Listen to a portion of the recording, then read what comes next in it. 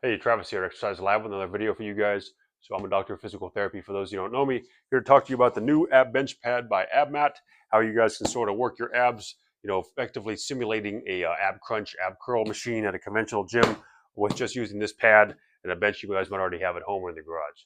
And so if you guys want to learn a little more about this thing, what I think about it, pros and cons, all that good stuff, go ahead and stay tuned and we'll get started. All right, so one of the first things I'll say about this is kind of just commenting on the shape. This is kind of a nice half moonish kind of shape. Basically degree wise here, I think it's about 30 degrees. And, effectively it puts you at an angle where you can get a little bit more extension. You can kind of extend through here because you want to stretch, those abdominal fibers and then, shorten them in a crunch type of form. And so this is going to facilitate that as opposed to just being on a flat bench. And so you can use these straps, which I'll show in a moment, and you'll basically do a crunch on this pad. And so that's kind of the fundamental idea. And so I think it's got a pretty good shape for that. Density of the foam feels okay. I haven't used a ton of weight on this. I know a lot of guys at the gym, a lot of times they like to really load the stack up on those, ab crunch machines. I don't necessarily think you need to do that, by the way, because I think you can still do a great job hitting your abs. Do you need to hypertrophy and have these super strong abs? Probably not at the expense of your spine, and I'll talk more about that in a moment too. But the idea is, this can definitely take some pretty decent pressure, I'd say. At the same time, it's comfortable enough. I mean, I can, kind of compress it some with my hands. So they did put this sort of tackier material here, which is nice because you can just kind of put it on the bench. It maintains pretty good contact. And then for those of you that are going to slide this thing up and down, it has a belt there that you guys can lock if you want to really hold it in place. And, even with that, it can still slide down a little bit. But, again, I haven't really had any issues there. Once you're sort of compressing it with your body weight, I found it does a pretty good job for the most part staying in place. And so again, if I'm in here, I'm not really moving this pad around much. So all those things I think makes this a pretty decent pad as far as the shape, density of the foam and the size. Some people don't like this strap maybe, but again, I think it's just an extra security measure. You don't have to use it. It doesn't really get in the way, at least not with this bench. Width-wise, it's actually about the same as the Rogue bench. So I don't know if they made it with this bench in mind, but it fits on here pretty perfectly. But I think most other benches, at home, you guys might have or in your garage, it probably would work with as well. Maybe some subtle differences in width and such. But the material on the Rogue here is nice because it's kind of lends itself to this tackiness sticking. Maybe you guys might have some issues there if it's a little slicker. Now, Abmat also makes these straps that sort of coincide with this. You can get these separately or you can not use them. I actually have used them some. I think the length is great. They're $20 individually, but I think you can get a discount when you buy it with the pad. By themselves, I don't think these are worth 20 bucks, quite frankly. I mean, they're pretty flimsy. That being said, it does seem like they're decently strong, but I was kind of surprised by how just flimsy they are. I mean, they're comfortable because they're light, but I was expecting something maybe a little sturdier, a little more robust on these straps. So for 20 bucks, I think it's definitely not worth it. If you can tack them on for an extra 10 when you're going to buy this pad, I think maybe. If you have a long tricep rope, you do rope pull downs and that sort of thing, you're probably fine on this. And so from here, you're just going to put them on your pulley system, as I'll show you guys in a moment, and then you're ready to go with your crunches. Okay, so right now I got the Abmat straps on there. I'm at 30 degrees on this bench, and then plus, I've got this pad here. So once you got these handles in your hands, I usually just kind of cradle my arms sort of next to my head, and then from there, you would do a bit of a crunch. And you can decide where you want to be on this, pad here.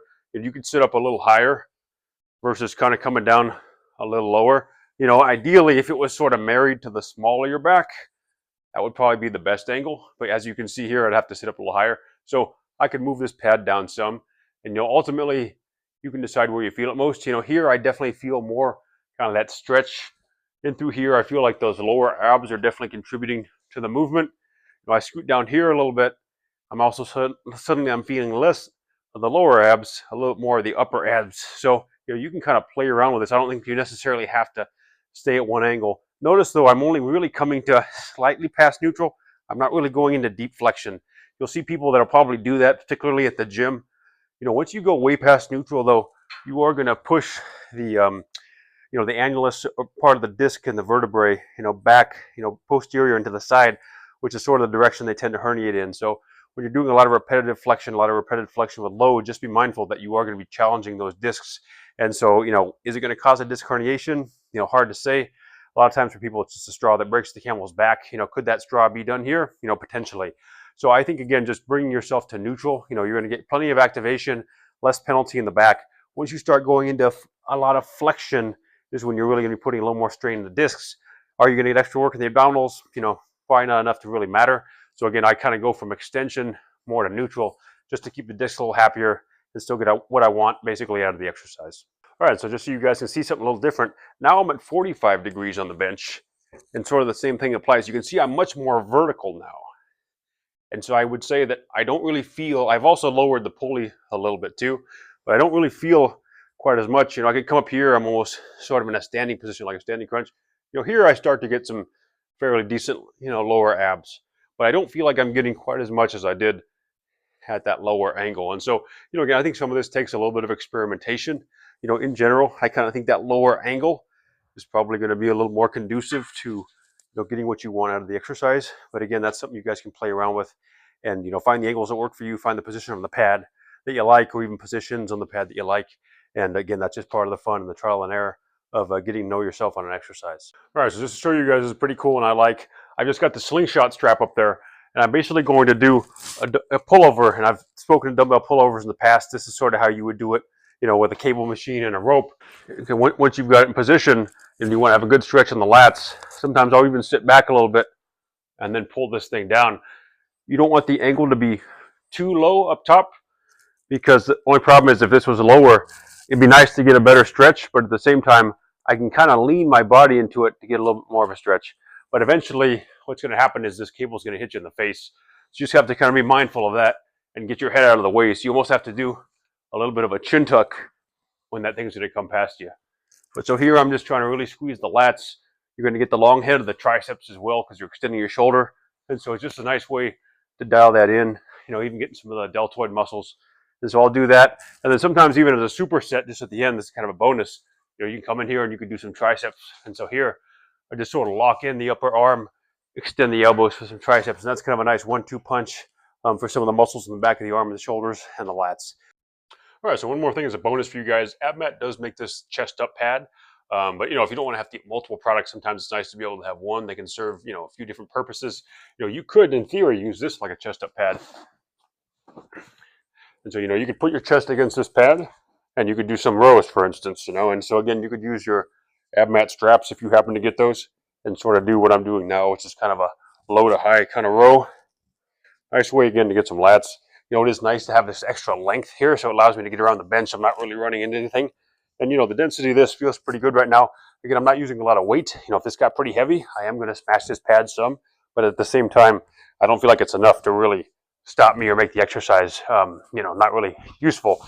Now, I could even get on the top on this thing a little bit to kind of get a little more of a wind up and a stretch, really let it protract my shoulders or pull me forward into a forward rounded position, and then pull back just to kind of get a little bit of extra, you know, stretch on those muscles across the back of the shoulders.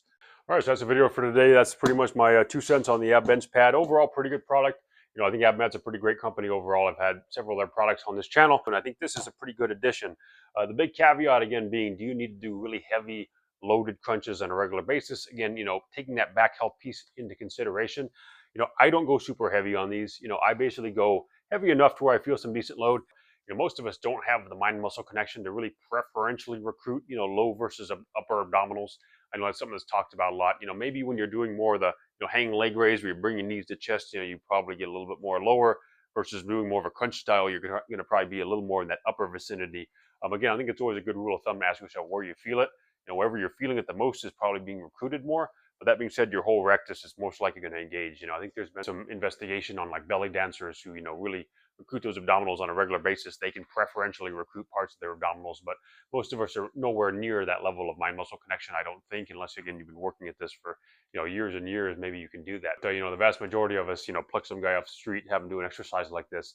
I think it's going to be really difficult for that individual to differentiate, you know, one versus the other. So the best you can do, play around with your angles, see where you really feel it. That's probably a decent angle if you're getting good feedback that, hey, I'm recruiting, you know, one versus the other. But for the most part, you're going to get the whole thing. And I think for most individuals, that's probably fine. Again, just do it in a way that's not going to put too much stress on your back. As you guys might have noticed, what I really like about having, you know, sort of a plate loaded stack as opposed to the selectorized ones is they lend themselves more to putting bands on. And so what I like to do is actually put my band on there with less weight, and so I can kind of get some extra resistance, you know, as I tension that band. So the more flexion I go into, I get more resistance. So I kind of like that strength curve. I think it matches up nicely with some of this abdominal work. And so again, I think it just probably puts a little bit less penalty on the back. So, you know, if you guys again are on this thing, you know, going into a lot of, you know, really extreme flexion with really heavy loads, I think you're probably putting undue stress on your back. And, again, you might be paying the piper down the road for that, perhaps.